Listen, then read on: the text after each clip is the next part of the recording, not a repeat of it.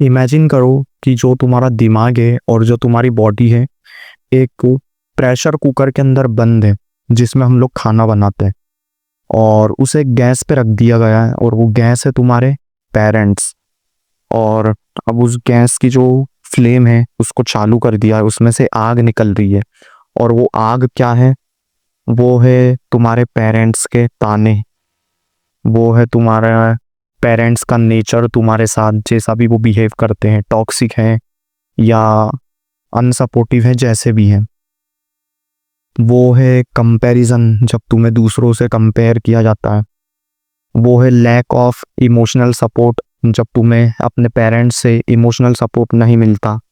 वो है पढ़ाई के लिए प्रेशर, करियर के लिए प्रेशर, तुम्हें अपनी चॉइस का करियर ना चूज करने देना, बल्कि वो लोग उनकी चॉइस का करियर तुम्हें दिलवाना चाहते हैं, तुम्हें बनाना चाहते हैं, जो भी उनकी इच्छा है।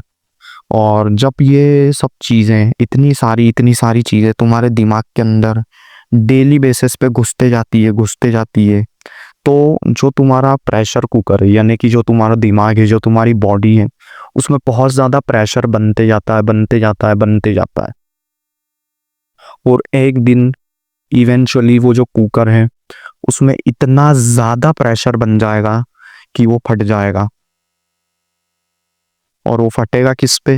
It could be anyone. वो तुम्हारे पेरेंट्स हो सकते हैं, वो तुम्हारे सिबलिंग्स हो सकते हैं, वो तुम्हारे फ्रेंड्स हो सकते हैं, वो तुम्हारे पार्टनर हो सकते हैं, इवन जो तुम्हारे बच्चे हैं वो भी हो सकते हैं, अगर तुम्हारे खुद के बच्चे हैं तो। और यही होता है जनरेशनल ट्रॉमा। इसी तरीके से जनरेशनल ट्रॉमा वर्क करता है। इससे इजी लैंग्वेज में पता नहीं मैं समझा पाता कि नहीं इसे। मैंने एक एग्जांपल दिया तुमको प्रेशर कुकर और गैस का, जिससे कि तुम्हें समझ में आए। और जनरेशनल ट्रॉमा कुछ इसी तरीके से वर्क करता। इसमें तुम्हारे जो पेरेंट्स हैं उनकी भी कोई गलती नहीं है। उनके साथ भी उनके जो पेरेंट्स हैं उनने ये सारी चीज़ें करी, फिर उनने अपने बच्चों पे करी। अब वो बच्चे जो तुम हो और अब तुम अपने बच्चों पे करोगे, अगर तुम्हारे अंदर अवेयरनेस नहीं है और अगर तुमने इस चीज़ को अभी फिक्स नहीं किया तो।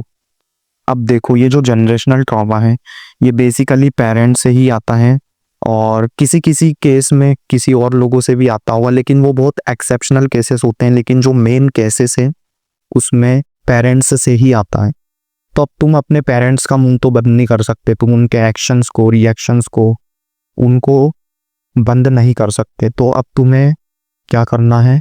तुम्हें अपने अंदर अवेयरनेस लानी है कि जो चीज़ें तुम्हारे साथ बचपन से चल रही हैं, जो चीज़ें तुम्हारे साथ हो रही हैं, अच्छी बुरी जैसी भी, तुम्हें उनको अपने अंदर नहीं लाने देना है। मतलब जैसा तुम्हें ट्रीट किया गया है वैसा तुम दूसरों को ट्रीट ना करो, और इसको तुम्हें अपने सबकॉन्शियस माइंड में डालना पड़ेगा। और जो वो ट्रॉमा है उसको वहाँ से निकालना पड़ेगा सबकॉन्शियस माइंड में से। वो कैसे निकलेगा? जब तुम ग्रेटफुल जर्नलिंग करोगे अपने पेरेंट्स के बारे में। वो कैसे निकलेगा? जब तुम उन्हें फॉरगिव कर दोगे, उनने जो भी गलतियां की, क्योंकि उनकी भी कोई गलती नहीं थी, उनके साथ भी पहले ऐसी चीज़ें हुई और उनको पता नहीं था। और इसके बाद में तुम और भी चीज़ें कर सकते हो, अपनी मेंटल हेल्थ पे वर्क कर सकते हो, अपनी इमोशनल हेल्थ पे वर्क कर सकते हो।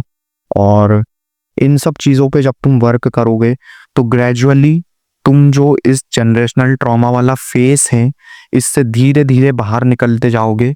और फिर जो तुम्हारी आने वाली जनरेशन है उनको तुम इस ट्रॉमा से बचा लोगे। तुम खुद तो नहीं बच पाए, लेकिन उन लोगों को तुम बचा लोगे, और उनका जो बचपना है, उनकी जो जवानी है वो खराब नहीं होगी।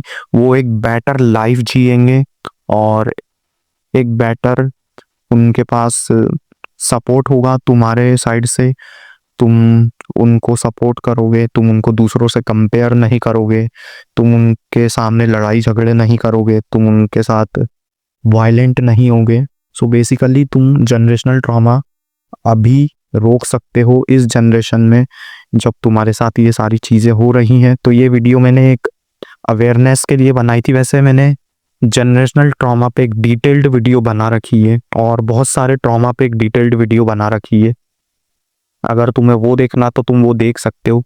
लेकिन इसमें मैंने जनरेशनल ट्रॉमा के लिए एक अवेयरनेस लाने की कोशिश करी है कि लोगों को समझ में आए कि ये होता क्या है और लोग इसे फिक्स करें और आगे वाली जो आने वाली जनरेशन है उनको इस चीज़ से बचाएं. So that's all I wanted to say in this video. So one thing I can say at the end, don't be a clown.